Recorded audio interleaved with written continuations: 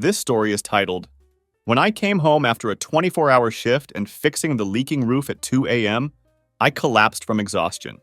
Woke up to my belongings stuffed in trash bags, empty wallet, and wife with stepson forcing me out. Spent 5 nights in my truck. 2 months later, my phone exploded with their desperate messages begging me to return. Hey Reddit, I'm a 32-year-old man who has been married to Lisa, 34, for 7 years. She has a son named Tom, 17, from a previous marriage who has never really liked me. I always tried to be understanding about it. Teenagers are moody, and I know it can be difficult to accept a step-parent. But this story isn't about typical family drama. It's about how I went from busting my ass for these people to sleeping in my truck in the span of a single day. Looking back, I should have seen the warning signs. They were everywhere. There was the way Tom would accidentally break my stuff, the way Lisa's eyes would glaze over whenever I talked about work, and the constant comments about me not making enough money. Then there were the mystery shopping bags that would appear even though our credit card was maxed out again. But you know how it is when you're in the thick of it. You make excuses. You think things will get better. You remember the good times. I work as a telecommunications engineer, and I won't lie, the job can be brutal. Last Thursday, I had just finished a grueling 12-hour night shift. It was pouring rain, and around 3:30 a.m., I got a text from Lisa saying our roof was leaking in the living room. Great, just what I needed after being on my feet all night. I drove home through the storm, grabbed my tools from the garage, and climbed up onto the roof with just my headlamp to guide me. The wind was howling, and the rain was coming down sideways. It was a complete nightmare. I eventually found the problem. Some shingles had come loose. I patched it up as best I could, but it took me about an hour. By the time I finished, my back felt like someone had taken a baseball bat to it, and my hands were bleeding from scraping them on the roof tiles. I remember thinking as I climbed down that ladder at 5 a.m., soaking wet and hurting everywhere. At least I fixed it. At least they'll be happy about that. When I walked in, I saw Lisa sitting in the kitchen scrolling through her phone. I told her I fixed the leak, but that we'd need to get someone to look at it properly when the weather cleared. She barely looked up, just kind of grunted. Cool, thanks for the appreciation. Whatever, I was too tired to argue about it. I remember telling Lisa I needed to crash for a bit before handling anything else. My plan was to nap for maybe an hour, then get up and deal with the water damage in the living room. I didn't even shower, just collapsed on our bed still in my damp clothes. The next thing I knew, I was being shaken awake. I opened my eyes to see Lisa standing over me with her arms crossed and a face like a thunderstorm. Tom was leaning against the doorframe with this smirk that I can still see when I close my eyes. At first, I thought maybe I'd slept too long. But when I checked my phone, it was only 9:30 a.m. I'd been out for just about 4 hours. That's when I noticed the trash bags. There were 3 big black garbage bags sitting by the bedroom door, stuffed full. I could see some of my clothes poking out of the top of one. But before I could even ask what was happening, Lisa told me I needed to get out. Just like that.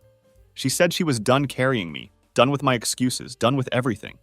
According to her, I was dead weight, and she deserved better. I sat there trying to process what the actual hell was happening. I asked her if she was joking, but she wasn't.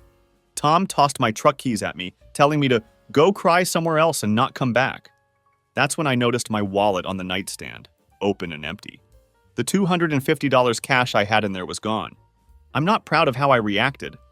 I started yelling, demanding to know what the fuck was going on. Lisa just kept repeating that she wanted me out now. Tom stepped between us, getting in my face, telling me how his mom had wasted 7 years on a loser like me. Side note, this kid who has never held down a job for more than 2 weeks, who still lives at home rent-free playing video games all day, had the audacity to call me a loser. The irony is not lost on me. I tried to calm down and understand the situation. I asked if we could talk about this rationally, but Lisa just pointed to the bags and said I had 5 minutes to get out before she called the cops. I went to the kitchen to get some water and try to think, and that's when I saw the note on the fridge in Lisa's handwriting. You're dead weight. Get out. This wasn't a sudden decision. This was planned. I grabbed the trash bags, still trying to argue my case. Tom started filming me on his phone, saying he was documenting me losing my shit in case I tried anything. I wasn't even doing anything except asking why and what the hell was going on. They literally pushed me out the door, our door, the house I'd been paying for. The last thing I saw before the door slammed in my face was Tom's smirk and Lisa's cold eyes. Then I heard the deadbolt click. I stood there in the driveway for what felt like hours, trash bags at my feet, still wearing the same clothes I'd fixed the roof in. My hands were still scabbed over, my back still ached, and now I was homeless. I tried calling Lisa, but it went straight to voicemail. I texted her, but there was no response. I could see them peeking through the blinds, watching me. I finally loaded my bags into my truck and just drove away. I parked at the 24-hour grocery store lot and tried to sleep in the cab. It was uncomfortable as hell, and I kept waking up thinking this was just some fucked up nightmare. But it wasn't. For 3 nights, I lived in that truck.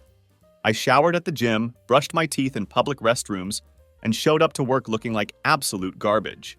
My coworker Marcus eventually noticed something was wrong and practically forced it out of me. He immediately offered me his couch until I could figure things out. I was hesitant at first. I didn't want to burden anyone else with my problems. But after 3 nights of sleeping in my truck, I was desperate for a real place to rest. The first thing I did when I had access to a computer was check our joint accounts. They were completely cleaned out, every last penny. 7 years of marriage, and she took everything we had saved. It wasn't much, but it was still devastating. I called the bank, but there was nothing they could do since she was on the accounts too. I called the credit card companies and found out she'd maxed out both our cards in the days before throwing me out. Meanwhile, my calls and texts went unanswered. I drove by the house once and saw Tom's friends' cars in the driveway. They were having a fucking party in my house while I was sleeping on Marcus's couch. That's when something in me changed. The confusion and hurt started hardening into something else, something cold and determined. I stopped calling and texting. I started making plans instead. I got a small apartment with Marcus's help, opened new bank accounts, went to work, kept my head down, and started documenting everything.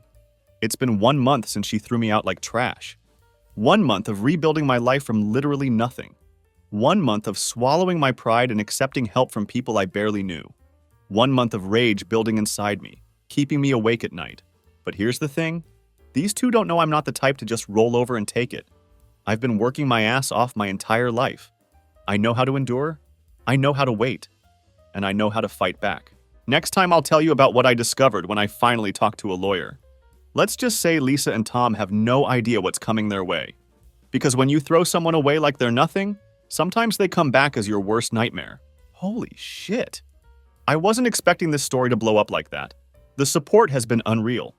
Reading your comments actually made me tear up a couple times. Yeah, I know, not very manly, whatever.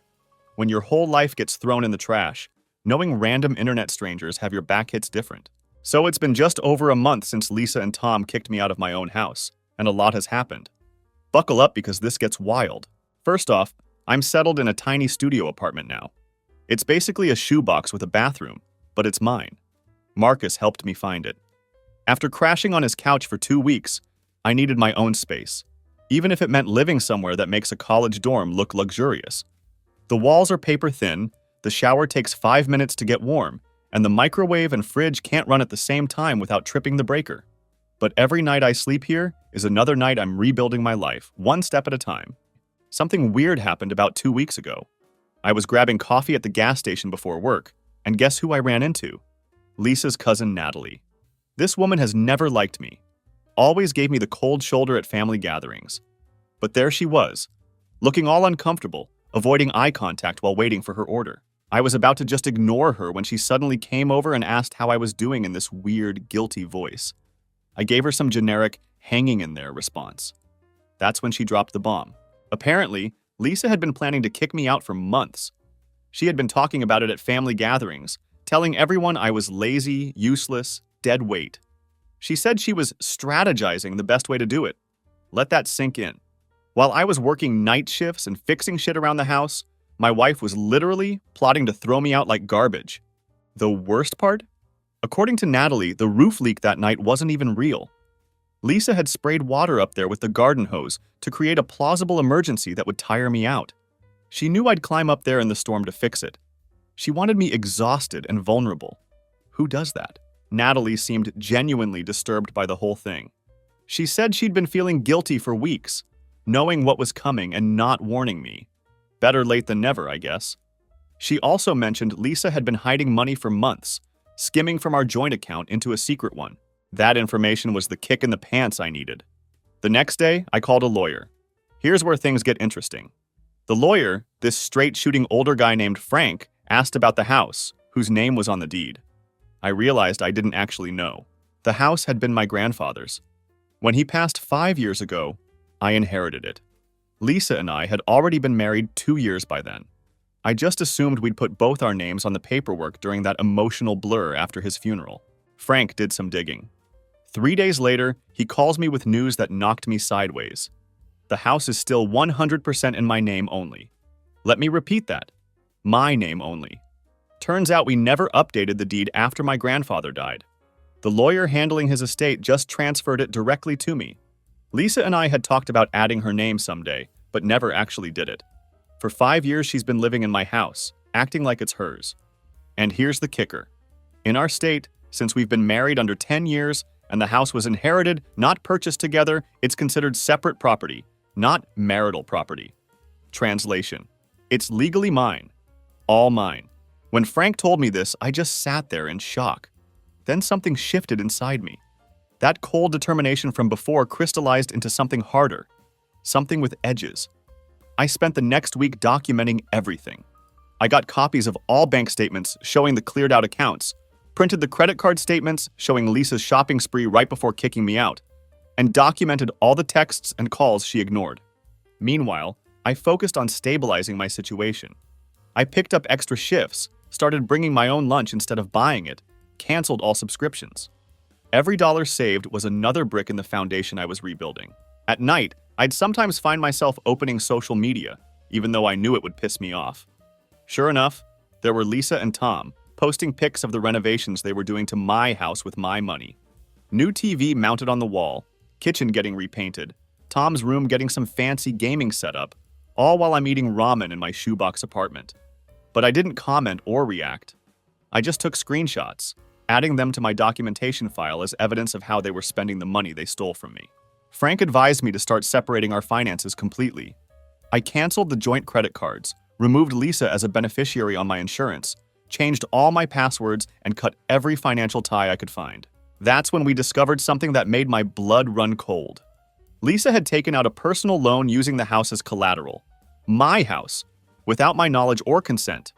The loan was for $30,000. Frank was shocked. That's straight up fraud. She forged my signature on the document. I never saw a penny of that money, but I'm supposedly on the hook for it. And what had she been doing with $30,000 of fraudulent loan money? Based on her social posts, remodeling my house, and buying Tom a car. A car! With my stolen money and my forged signature.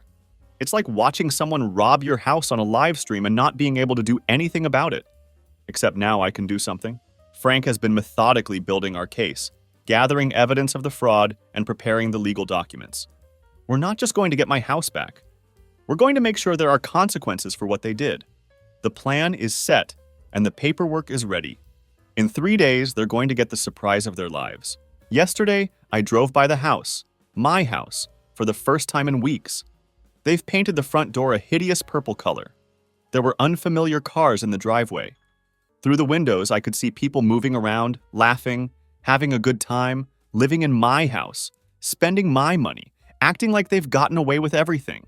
They have no idea what's coming. And yeah, everything we're doing is 100% legal. I'm not breaking any laws here, just reclaiming what's rightfully mine. Frank says the element of surprise is crucial. Lisa thinks she's won. She thinks I'm broken, living in my truck or on someone's couch, licking my wounds. She has no clue I've spent the last month building a case against her. No clue I know about the fraud. No clue the house is still in my name. The paperwork gets filed tomorrow. Then it's just a matter of waiting for the sheriff to serve the documents. I've taken next Monday off work. That's when it's all going down. Frank will be with me. We've thought of everything. One thing I've learned from this whole nightmare: when someone shows you who they really are, believe them the first time. Lisa and Tom showed me exactly who they are. Selfish, cruel, greedy. Now I'm about to show them exactly who I am. And I'm not the doormat they think I am.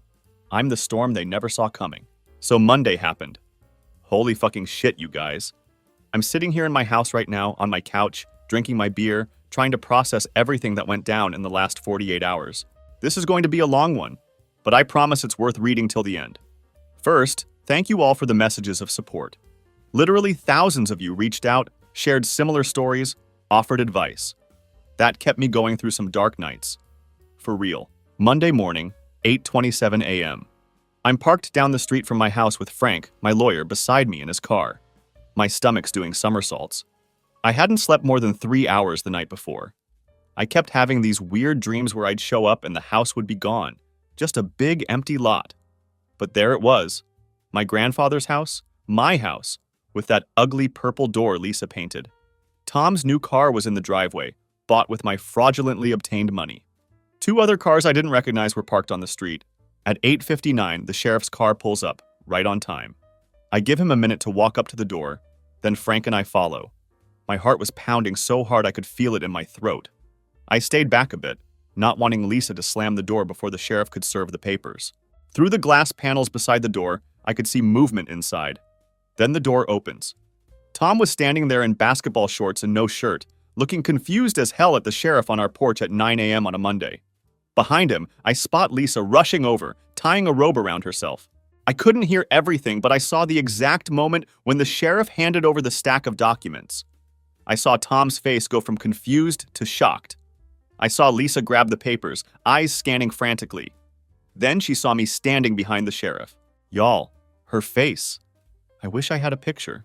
That moment when she realized she wasn't in control anymore. When she realized she'd fucked with the wrong guy. That moment was worth every night I spent in my truck, every ramen dinner in my shitty apartment, every tear I'd swallowed. The sheriff explained that they had 48 hours to vacate the premises. That's when Lisa lost her shit. She started screaming that it was her house, that I was harassing her, that she'd call the police. The sheriff, who was the police, just pointed to the legal documents and said everything was in order. Tom tried to get aggressive, stepping toward me with his chest puffed out. The sheriff shut that down real quick. Frank calmly walked them through the facts. The house was solely in my name. They had committed financial fraud by taking out loans against property they didn't own. They had emptied joint accounts and stolen cash from my wallet. Every accusation was backed up with documentation. The look on their faces as he laid it all out? Priceless. Truly priceless. Lisa switched tactics, going from rage to tears in 2.5 seconds. She started sobbing about how I couldn't just throw them out. Where would they go? How could I do this after years together?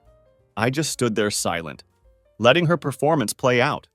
That's when Tom made his mistake. He called me a pathetic loser who would probably come crawling back after a week of living alone.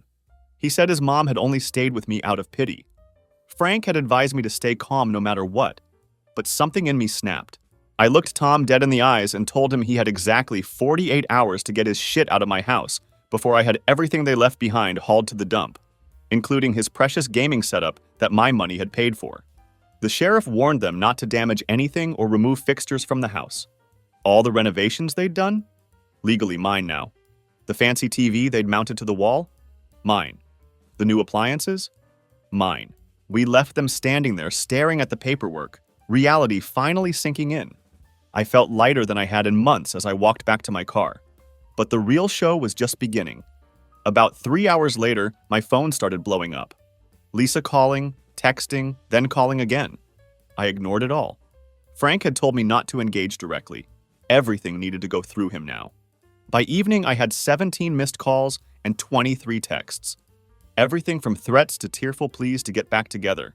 Screenshots of all of them went straight to Frank. The next morning, Tuesday, I checked my phone and nearly dropped it. 47. 47 messages overnight. Voicemails, texts, DMs on every social platform we'd ever shared. Emails, even a letter slipped under the door of my apartment. How she found my address, I still don't know. The messages started with anger, then bargaining, then full-on panic as she realized I wasn't bluffing. The later ones were borderline incoherent, talking about how she'd change, how she'd made a terrible mistake, how Tom was sorry too. Doubt. The last one, sent at 4:13 a.m., just said, "Please, Jack, we have nowhere to go, no money, nothing. Please talk to me." I sent one reply at Frank's direction. "All communication must go through my attorney. His contact information is in the documents you received." Then I blocked her on everything. Wednesday morning, the 48-hour deadline. Frank and I meet the sheriff at the house again at 9 a.m. sharp. I half expected them to barricade themselves inside, But to my surprise, there was a small U-Haul in the driveway. Tom's car was gone, the other cars too. Lisa was standing on the porch, eyes red and puffy, Tom nowhere to be seen. She tried to approach me as I got out of my car, but the sheriff stepped between us. I'll never forget what she said as I walked past her to my house. She said I couldn't do this to her. She said I'd regret it. She said Tom was right about me all along. I just kept walking. Inside, the place was a disaster. They'd clearly left in a hurry, took what they could carry and left the rest. The renovations they'd been bragging about online? Half finished. Walls partially painted, kitchen cabinets removed but not replaced. And out of spite, they'd done some damage. Holes punched in walls, scratches on the hardwood floors from dragging furniture, the bathroom sink cracked. But here's the thing, I didn't even care. The house was mine again.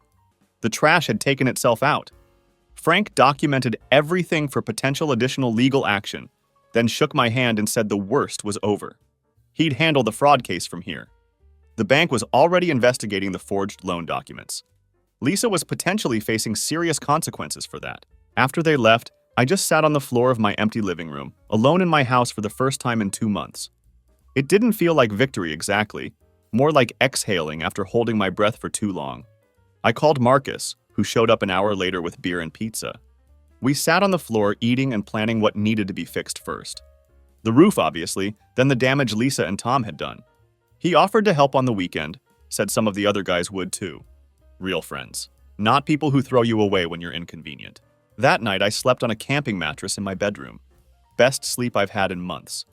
The next few days were a blur of cleaning, organizing, making lists of repairs. I was off work, using vacation days I'd saved up. Every hour I spent reclaiming my space felt healing somehow.